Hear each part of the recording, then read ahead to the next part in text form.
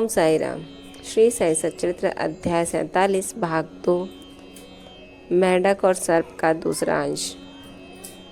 उस यात्री को बड़ा अचंभा हुआ।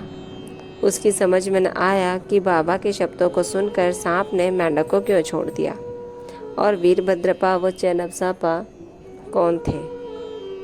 उनके वैमनस्य का कारण क्या था। इस प्रकार के विचार उसके मन में उठने लगे।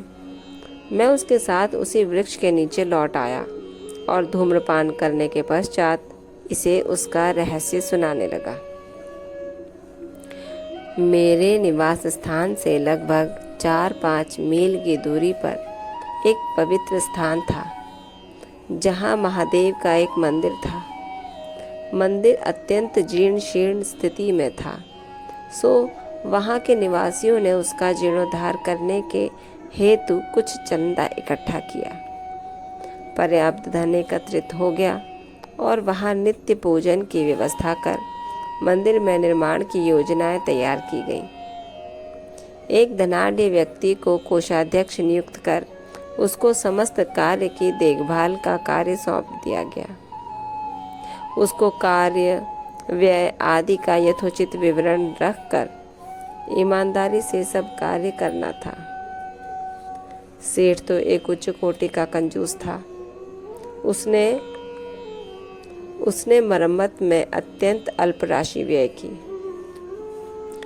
इस कारण मंदिर का जीर्णोद्धार भी उसी अनुपात में हुआ।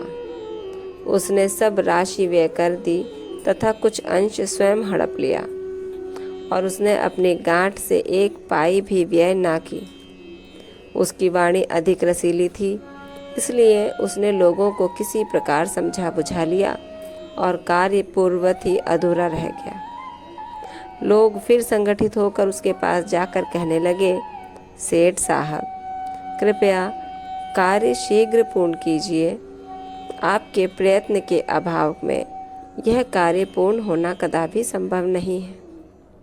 अतः आप पुनः योजना बनाइए। लोगों ने पुनः चंदा एकत्रित कर सेठ को दे दिया। उसने रुपए तो ले लिए, परंतु पूर्ववत ही शांत बैठा रहा। ओम साई राम। अब देखते हैं कल अगले अंश में कि उस कृपण व्यापारी ने मंदिर का किस प्रकार जीर्णोद्धार किया। इसी के साथ ये अंश यहीं समाप्त होता है। कल अगला अंश